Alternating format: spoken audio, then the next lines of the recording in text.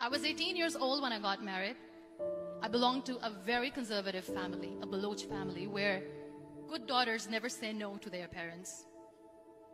My father wanted me to get married, and all I said was, if that makes you happy, I'll say yes. And of course, it was never a happy marriage.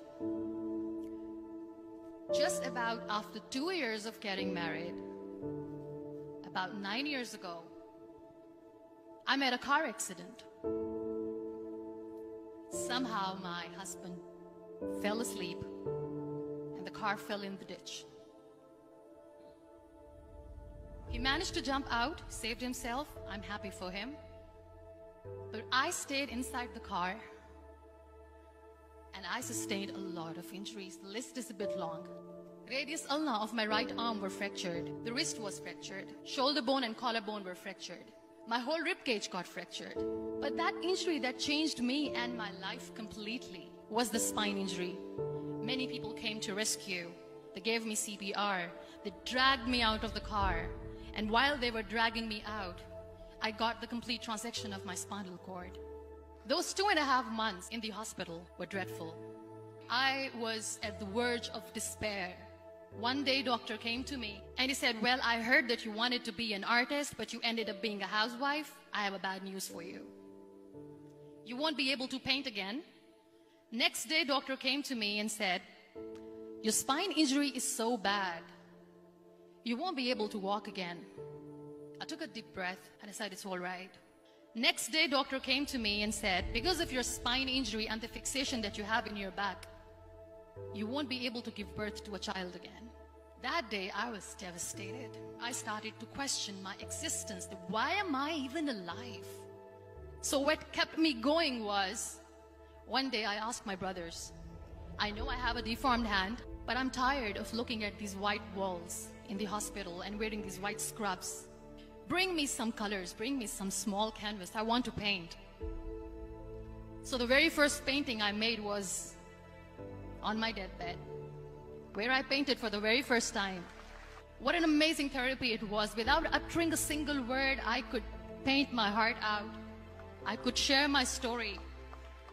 People used to come and say, what lovely painting. So much color. Nobody could see the grief in it. Only I could. And that day I decided that I'm going to live life for myself.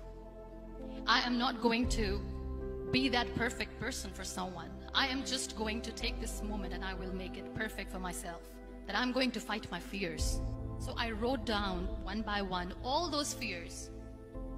And I decided that I'm going to overcome these fears one at a time. You know what was my biggest fear? Divorce.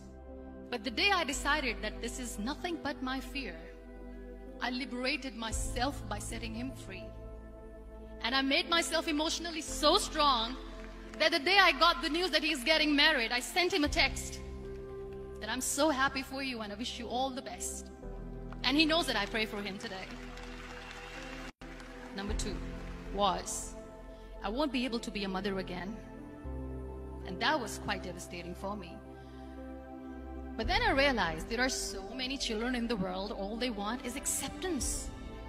So there is no point of crying, just go and adopt one. And that's what I did.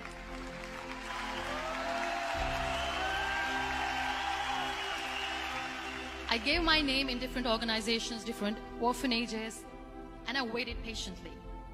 2 years later, I got this call from a very small city in Pakistan. I got a call and they said, are you Muniba Mazari?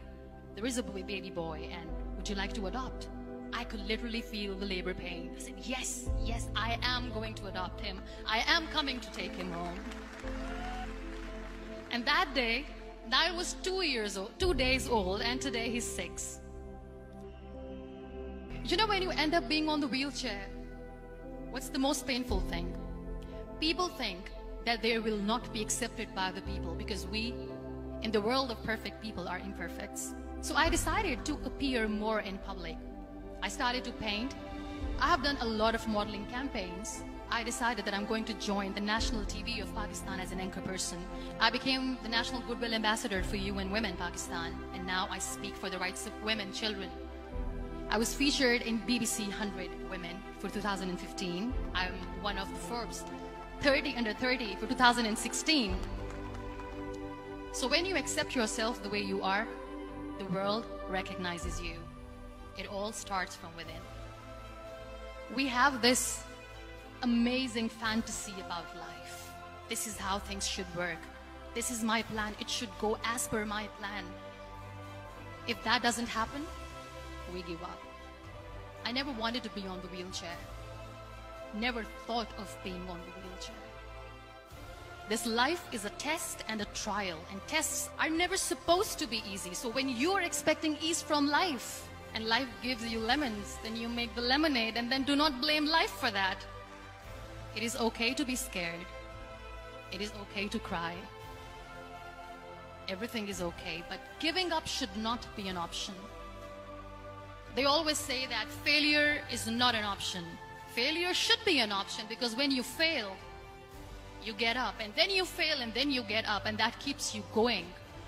Embrace each and every breath that you are taking. Celebrate your life. Live it. Don't die before your death. Real happiness lies in gratitude. So be grateful, be alive, and live every moment.